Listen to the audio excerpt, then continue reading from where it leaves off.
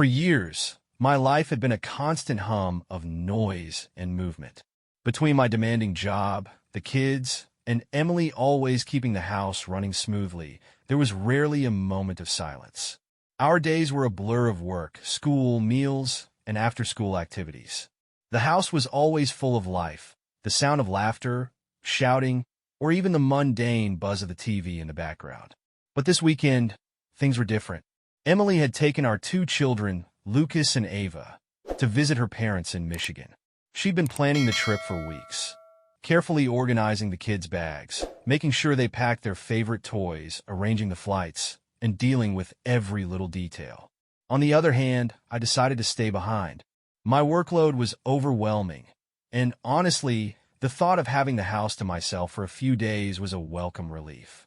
No rush to get dinner on the table. No request for snacks. Just me, some peace, and maybe a little time to relax. The first night alone, I grabbed a frozen dinner, sat down on the couch, and let the quiet settle around me. There was no background noise, no kids arguing over what to watch on TV, no reminders to do homework or clean up after dinner. Just the sound of the clock ticking on the wall and the occasional creak of the house settling.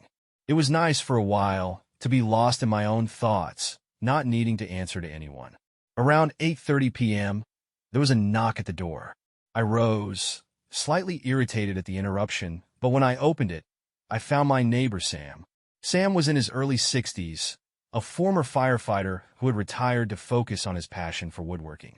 He had always been the vigilant type, and I had come to expect that if anyone noticed something out of place in the neighborhood, it would be Sam. "Hey, Brian," he said, standing on the porch with his arms crossed. "Your wife and kids head out for the weekend?" "Yeah," I replied, nodding. "It's just me here for a few days." He smiled knowingly. "You doing okay in there? It must be pretty quiet." I chuckled, leaning against the doorframe. "You could say that. It's kind of nice, to be honest." Sam leaned forward slightly, lowering his voice. "Listen, I don't mean to be a pain, but I put up some new security cameras around my place. You ever thought about installing any?" I raised an eyebrow. "Security cameras? Sam, we live in a pretty safe neighborhood." He shrugged, clearly unfazed. "That's what they all say. But you'd be surprised. Crime doesn't always announce itself. You never know when someone might be watching, waiting for the right moment." He tapped his temple with a knowing look. "A friend of mine just had his place broken into last week. Happens when you least expect it." I smiled politely, dismissing the concern. "Thanks for the heads up, Sam. But I think I'm okay." Sam didn't back down. "I get it, Brian. Just something to think about. I'm putting in a system that will alert me if anything strange happens. Better safe than sorry, you know?" He gave me a half wave and turned to leave, but I didn't dismiss his words completely. I closed the door behind him, a little unsettled but not enough to act on it immediately. After all, I had no reason to think something would happen, right? But as I sat back down, the house too quiet, a small seed of doubt started to creep into my mind. What if something did happen? What if there was something I wasn't aware of?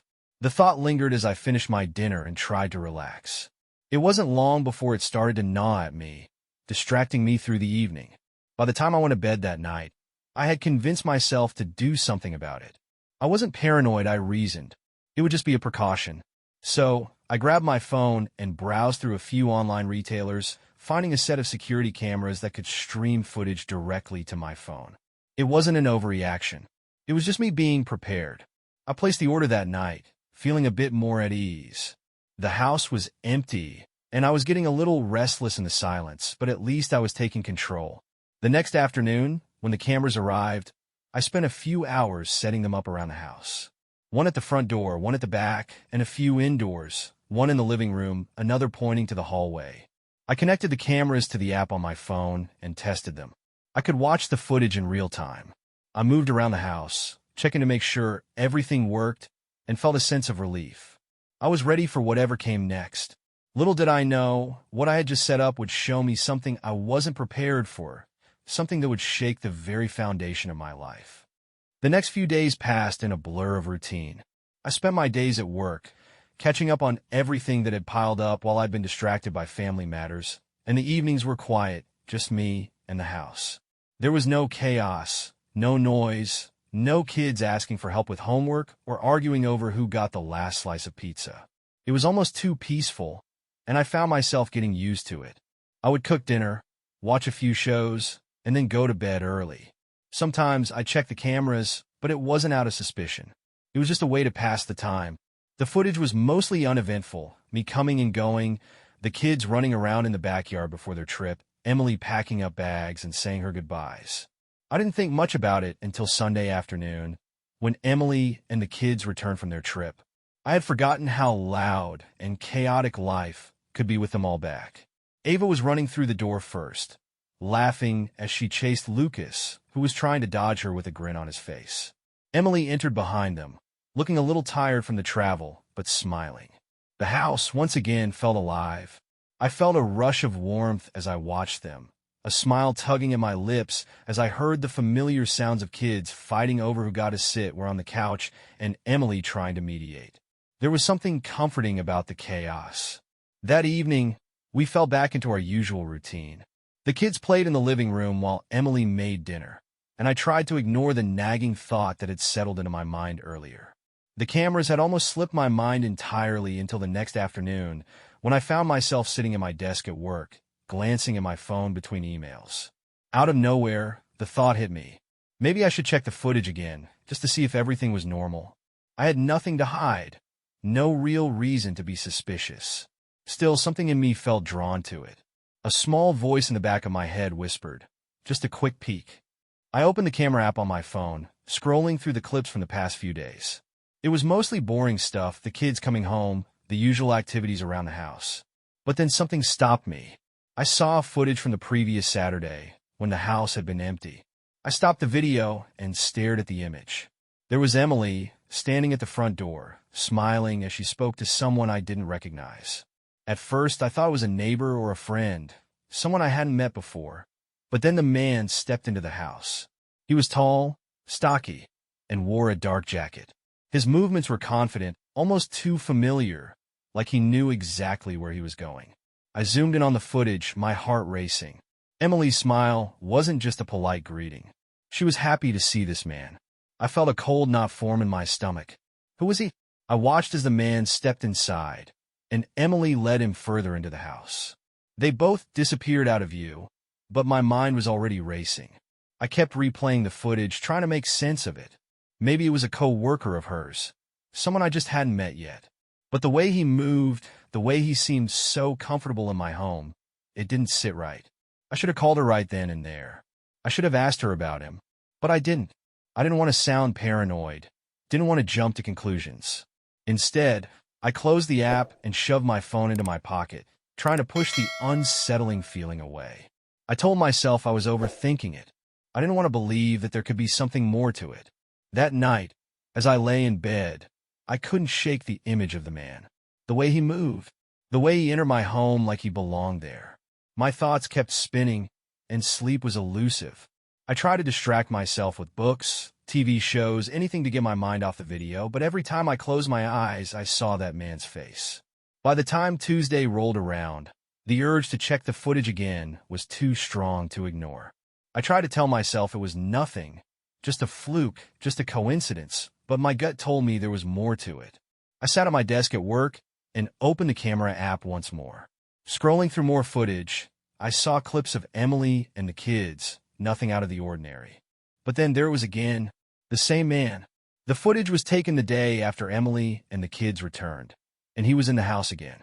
This time, he was in the living room, sitting on the couch with Emily.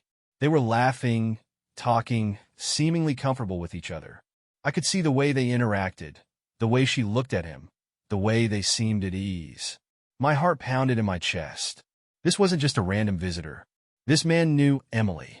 He was in my house, sitting on my couch. I couldn't deny it anymore. Something wasn't right. I didn't want to believe it, but the evidence was right in front of me. This man was too familiar with Emily, too comfortable in my home. He wasn't just a friend, and I couldn't brush it off any longer. I needed answers, and I knew I wasn't going to get them just by watching footage. The next few days dragged on in an uncomfortable silence. I didn't confront Emily. I didn't say anything about the man I had seen in the footage, but I couldn't stop thinking about it. I had to know more. but I was terrified of what I might find. Every time I passed Emily in the hallway or sat down to dinner with her, I felt this strange distance. It wasn't just the physical space between us, but something deeper, something unspoken. I couldn't shake the nagging feeling in my gut. I was watching her, waiting for some clue to confirm what I already suspected. But she acted like everything was normal. The kids were happy to be back home, and Emily seemed to be her usual self, warm, loving, and completely unaware of what was brewing inside me. The tension built day by day, and I couldn't take it anymore. I needed to know who this man was, what his relationship with Emily was. It was eating away at me. I had already installed extra cameras in the house, not that I had told Emily. I figured she would just think I was being cautious, but now it seemed more like a necessity. I needed to know. I needed confirmation that my suspicions were right. One evening, as Emily prepared dinner in the kitchen, I quietly slipped into the living room and pulled out my phone. My hands were shaking, but I forced myself to open the camera app. I scrolled through the footage from the past few days, watching as the kids played, as Emily and I shared a normal moment. And then I found it. The footage from the previous night, long after the kids had gone to bed. There he was again, the same man. The footage showed Emily and him sitting on the couch together. They weren't just talking this time. They were leaning in close, laughing, almost whispering to each other. The way they looked at one another, the way they were so comfortable, so familiar.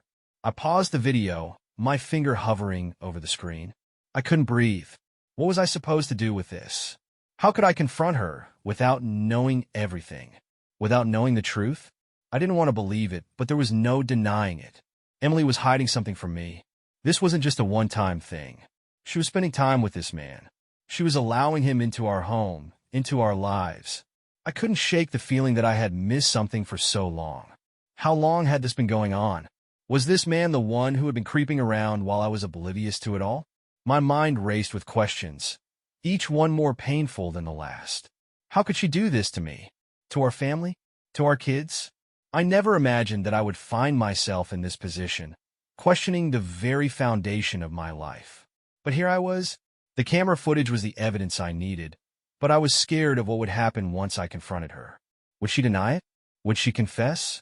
Would she try to justify it, explain it away? I was torn between confronting her immediately and waiting. The desire for the truth was unbearable, but the fear of hearing it was almost worse. That night, after dinner, I decided I couldn't wait anymore. I had to know. I had to have the conversation, no matter how painful it would be. I sat down on the couch, waiting for Emily to join me. The kids were already in bed, the house was quiet, and for the first time in days, I felt completely alone with my thoughts. The silence was suffocating. When Emily finally walked in, I could see the confusion in her eyes. She didn't know what was coming, but I did. "Emily," I said, my voice steady but strained. "We need to talk." She stopped in her tracks, her expression shifting from confusion to concern. "What's wrong?" I held up my phone, not saying a word. I opened the footage and handed it to her, my fingers trembling as I passed it over. She looked at it, her frown deepening as the video began to play. I watched her face closely, every shift in her expression, every tiny movement. For a moment, she didn't say anything, just stared at the screen. The video showed her sitting on the couch with a man, laughing, clearly at ease. My stomach turned as I watched the two of them interact. The chemistry was undeniable. Emily's breath hitched, and her hand instinctively covered her mouth. I saw her eyes widen in realization. She paused the video, her fingers trembling, and looked up at me. "Brian, please," she whispered, her voice cracking. "I can explain." I crossed my arms, my heart heavy in my chest. "Explain? You think there's an explanation for this?" I motioned toward the phone. "You think I'm just going to believe that this meant nothing?" Her eyes filled with tears, and she reached for me, but I pulled away. I couldn't touch her. "Not like this." "It was a mistake," she said, her voice desperate. "I didn't mean for it to happen, Brian. It was just, I don't know what to say. It's not what you think." I felt a bitter laugh rise in my chest. "A mistake?" I repeated, my voice cold. "A mistake is forgetting to grab milk on the way home. This is a choice." "I swear it didn't mean anything," she pleaded. I still love you. I was confused. I didn't want to hurt you. I shook my head, trying to suppress the hurt that was rising inside me. It meant enough for you to let him into our home, into our bed, and that's not something I can just forget. She reached for my hand again, but I yanked it away, standing up. I can't do this. I can't be here. Not anymore. I walked out of the living room, hearing her voice crack as she called my name. But I couldn't look back. Not now. I grabbed my coat and headed toward the door. I'm leaving, I said without turning around. I can't stay here. Not with you. I left the house without a word. Emily's voice echoed in my head, but I couldn't bring myself to listen to it anymore. The pain was too raw, too fresh. I couldn't look at her, couldn't be in that house for one more minute. It had become a place of betrayal, and I wasn't going to pretend otherwise. I drove aimlessly for a while, my mind a whirlwind of anger and disbelief. I kept telling myself that I needed to stay calm, that I had to think this through. But all I could think about was the video, the man who had invaded our home, who had been with Emily in ways I couldn't understand. How had I missed it? How had I allowed this to happen? When I finally pulled into my mother's driveway, I sat in the car for a moment. My hands were shaking as I gripped the steering wheel, but I knew I had nowhere else to go.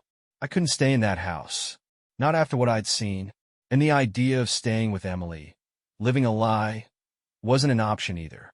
I grabbed my duffel bag from the back seat, the same bag I had packed for the weekend getaway that never happened, and made my way to the front door. My mom opened it almost immediately, her face full of surprise when she saw me standing there, looking like a man who had just been run over. "Brian, what's going on?" she asked, stepping aside so I could walk in. I didn't have the strength to answer her right away. My chest felt hollow, like the weight of everything I had just discovered was crushing me.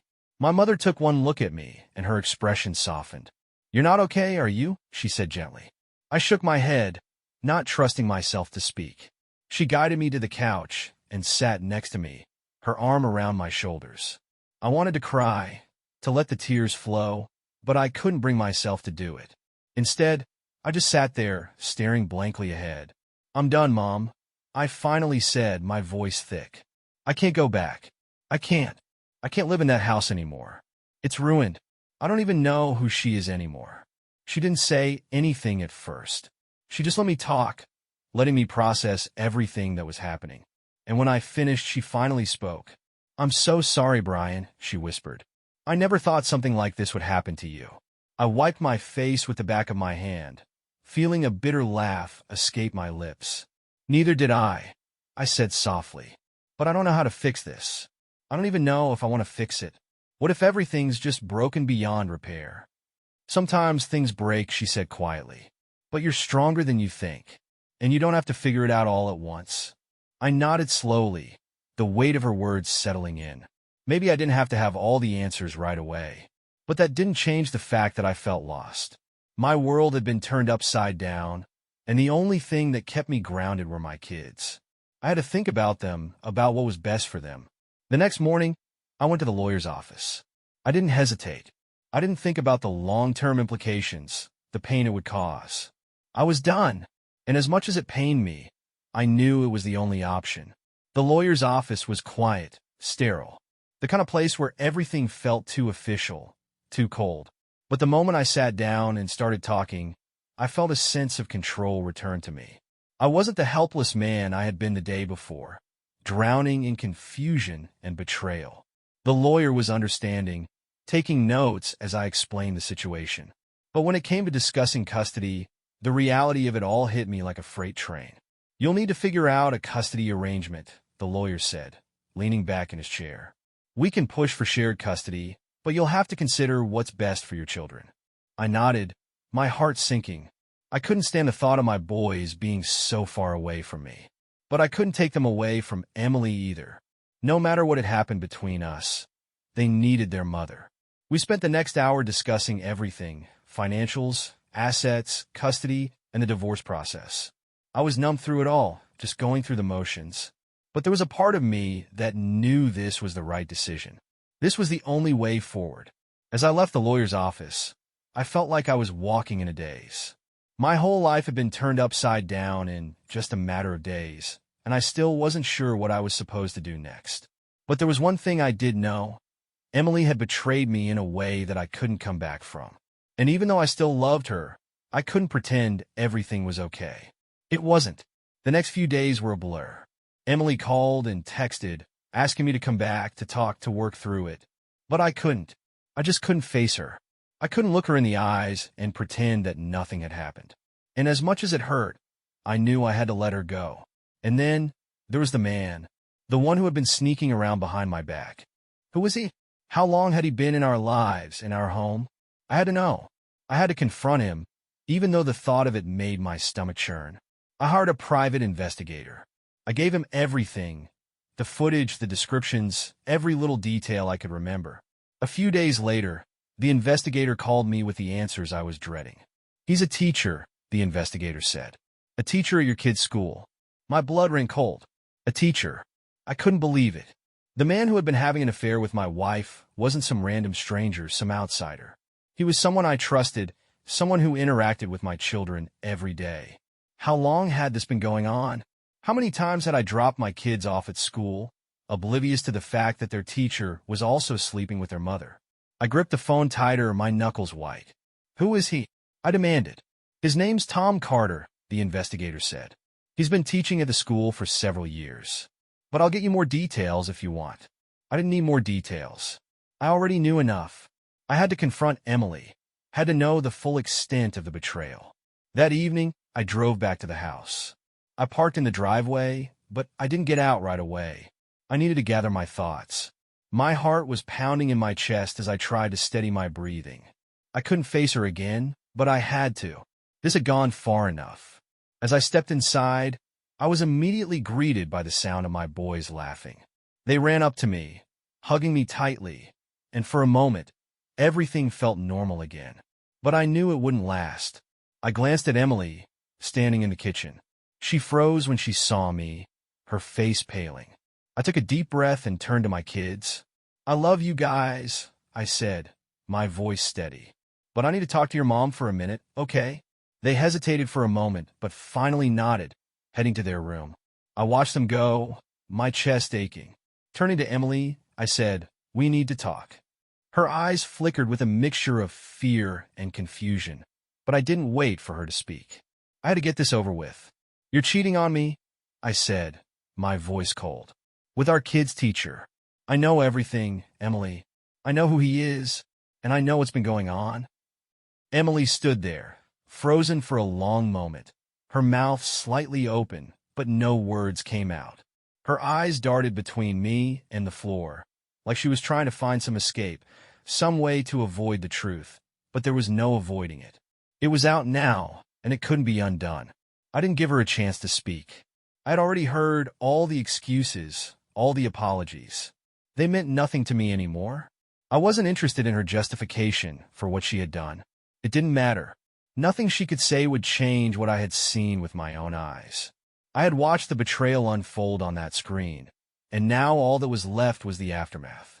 You're cheating on me with Tom, our kid's teacher, I said again, my voice firm. How long, Emily? How long has this been going on?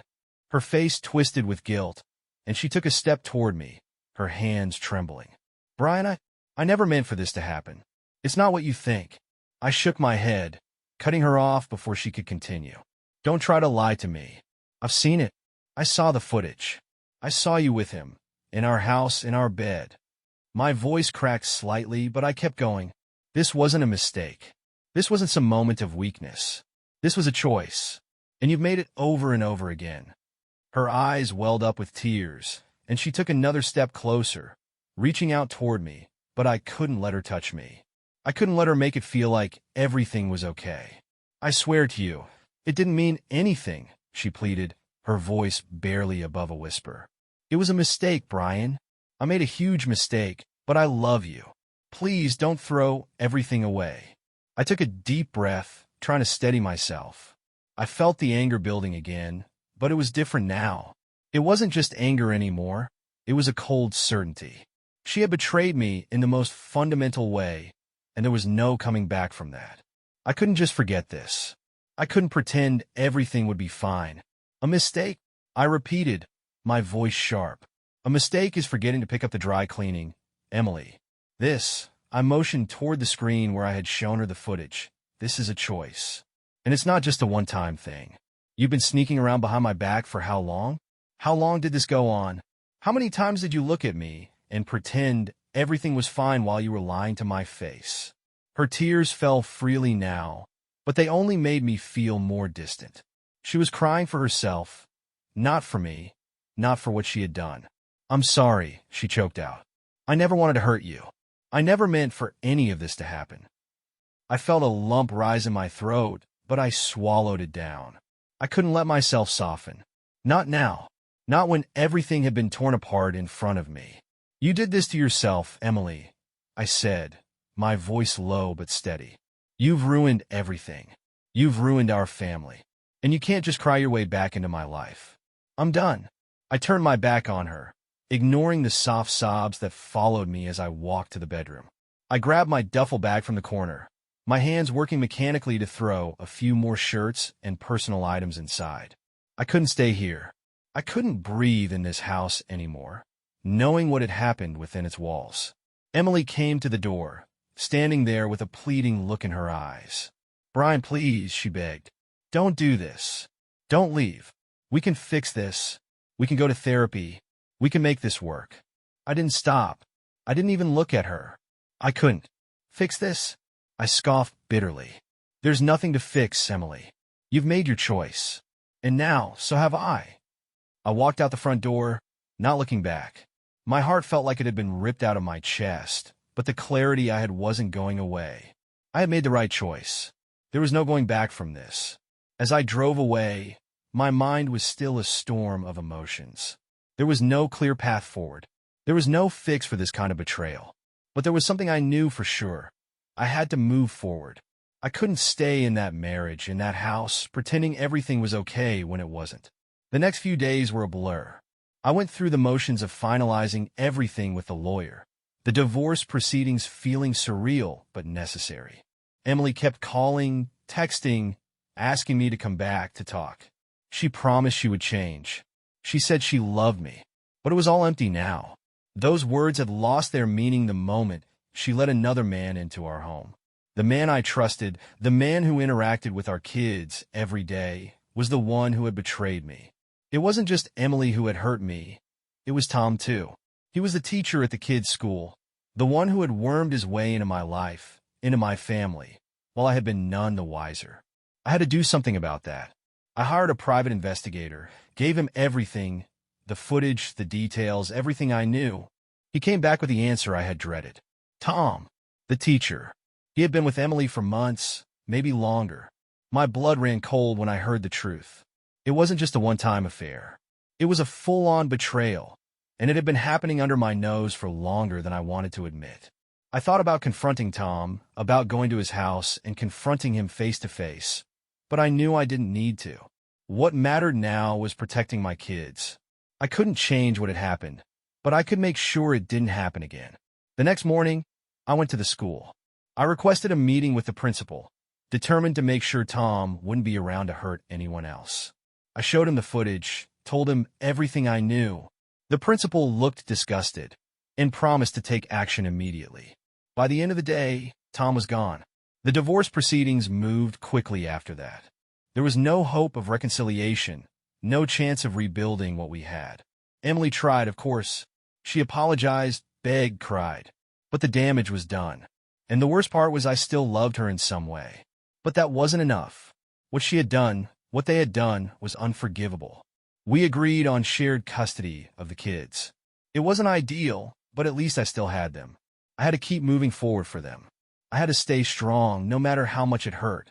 And as the divorce was finalized, I walked out of the courthouse feeling lighter than I had in months. The weight of the betrayal was still heavy in my chest, but there was a sense of freedom too.